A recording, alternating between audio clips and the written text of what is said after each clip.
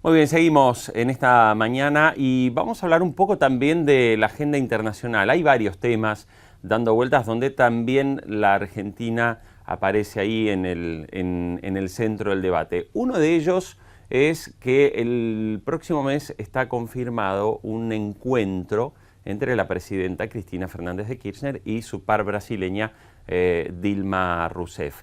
Ahí se van a hablar de varias cosas. Me parece que hay unos cuantos temas económicos y también algunos temas vinculados al Mercosur sumamente importantes en este debate. Pero bueno, para entender mejor este panorama, estamos ya en comunicación con Diego Guelar, ex embajador. Diego, un gusto saludarlo. ¿Cómo está?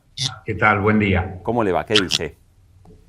Bueno, Diego, estábamos comentando recién, habrá una reunión entre la presidenta Cristina Fernández de Kirchner y Dilma Rousseff.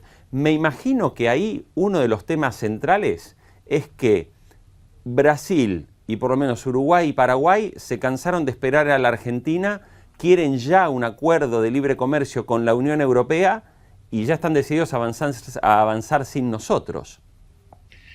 Bueno, este es uno de los temas, sin lugar a duda, importante. Hay otro bilateral muy importante, que es los cambios económicos que se están produciendo en la Argentina, modifican la ecuación de paridad entre Argentina y Brasil y permiten o nos dan una perspectiva de liberar muchas de las cosas que eran problemáticas o que estaban planteando restricciones en nuestro flujo de comercio bilateral. Yo creo que este va a ser un capítulo, el estrictamente bilateral, muy importante, y creo que se habilita un momento positivo en términos de las relaciones bilaterales.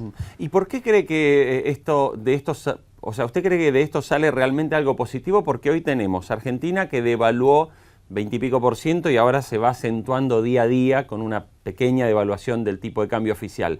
Pero también tenemos un escenario de contracción del consumo, donde para Brasil eso no es una buena noticia, sobre todo para sus exportadores. Bueno, sin lugar a duda, por eso yo digo que hay que cambiar un poco el sentido hasta ahora de cómo venía planteada la cuestión bilateral, donde de nuestro lado había todo un intento de freno de las operaciones brasileras hacia la Argentina. Yo creo que esto se va a liberalizar, va a haber mejor acceso de los productos brasileros y mejores posibilidades de exportación argentina a Brasil. Por eso esta nueva ecuación yo creo que va a ser un disparador positivo. Hay algunos otros temas muy conflictivos, ya no en lo bilateral, que creo que por suerte entramos en una etapa más Claro. positiva y menos trabada, pero la presencia de Venezuela dentro, con una casi guerra civil, una situación muy grave. Yo creo que lo primero que tiene que hacer tanto Argentina como Brasil es respaldar esta nueva mediación o la posibilidad de una mediación del Vaticano que efectivamente le dé estabilidad y previsibilidad a un socio que a mi juicio no deberíamos haber incorporado como se incorporó. Alcanzaba con hacer un acuerdo de asociación y no tenerlo como miembro pleno, pero que también va a ser un elemento preocupante para cualquier negociación internacional, tener un miembro pleno en estas condiciones de quiebra interna. Claro. Bueno, justo, Diego, usted me da pie para hablar del tema Venezuela.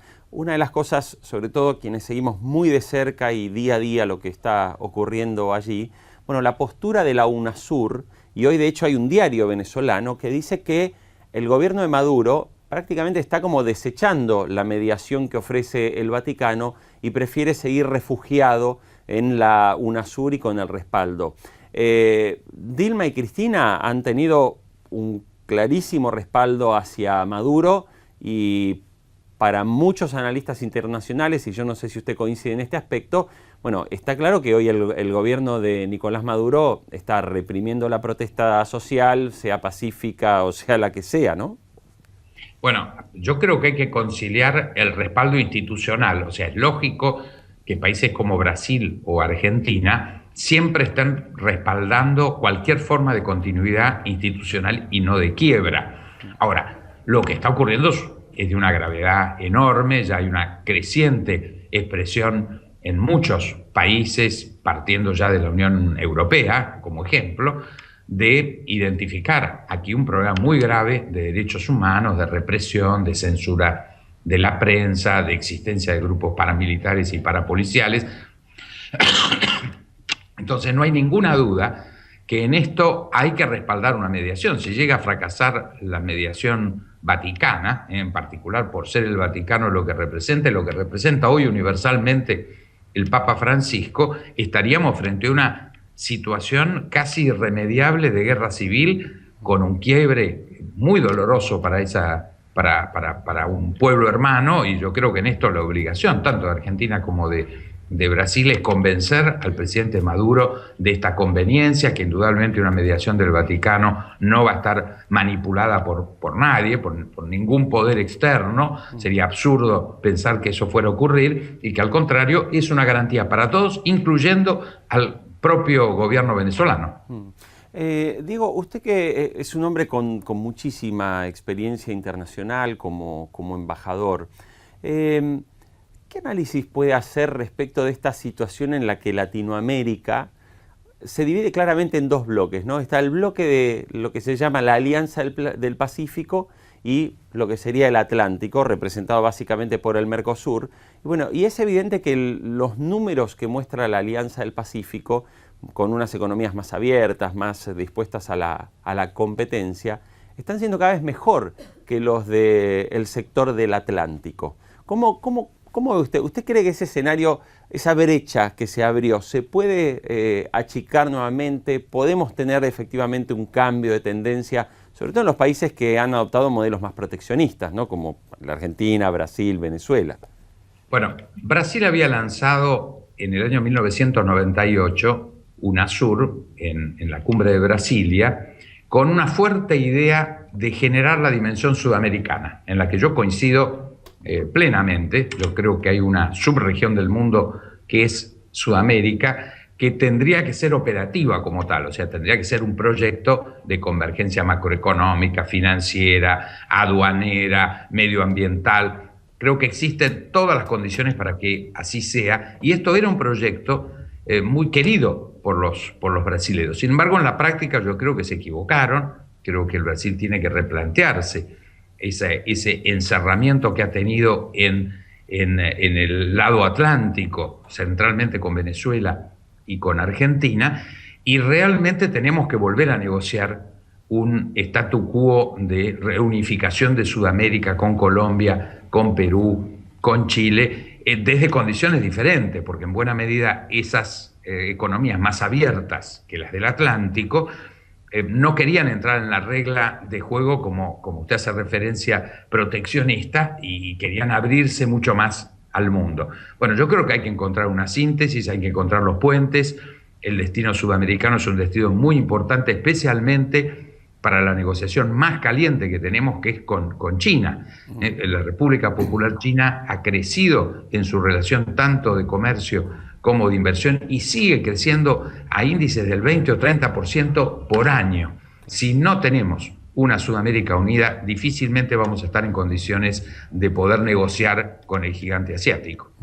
Diego, le pido la última reflexión. Ayer en Francia hubo elecciones municipales. El gran derrotado fue el presidente François Hollande, donde terminó prácticamente perdiendo en la mayoría de los distritos, y donde llamativamente los sectores que más ganaron no fueron los socialistas, fueron precisamente los conservadores. ¿Usted a qué atribuye este cambio de tendencia? Bueno, yo creo que ha habido un fracaso de propuesta de los socialistas encabezados por el presidente Hollande. Hay una caída que lo lleva a las últimas encuestas 17% de popularidad. Esto es realmente muy preocupante en un jefe de Estado. Esto ha significado el fortalecimiento del UMP, que es el partido de Nicolas Sarkozy, para ubicar a alguien conocido, que es un partido de centro derecha, que es el gran ganador de estas elecciones municipales, porque ha tenido una cantidad de ciudades, especialmente aquellas que tienen más de 30.000 habitantes. Y en segundo lugar, en forma siempre preocupante, el Frente Nacional, que es el partido de ultraderecha, que si bien ha logrado solo 15 municipalidades en relación a las a las 2000 y pico que hay en toda Francia, pero indica un crecimiento en la base muy importante, pero sobre todo hay que destacar el rompimiento de lo que se llamaba el pacto republicano. El pacto republicano consistía en que la centroizquierda socialista y la centro derecha del UMP o del partido de Sarkozy tenían un acuerdo por el cual en segunda vuelta se respaldaban recíprocamente contra el Frente Nacional. Es decir, tenían un acuerdo republicano que decía cualquier cosa menos la extrema derecha. Eso se rompió en esta elección. Esto benefició parcialmente en algunas localidades al Frente Nacional, pero estableció una consolidación de la derecha, donde de alguna forma el gran partido de centro derecha, el UMP, aspira a recuperar ese 20% nacional que tiene el Frente Nacional. Entonces, esto tira a la derecha, al partido de centro derecha, descoloca y debilita al partido de centro izquierda y por lo tanto hay un rompimiento de equilibrios que, como siempre, cada vez que se rompe el equilibrio significa un peligro. Muy bien. Doctor Diego Guelar, queremos agradecerle el contacto con Infobae TV como siempre y por supuesto lo volveremos a invitar para seguir analizando. Gracias a ustedes. Buenos días.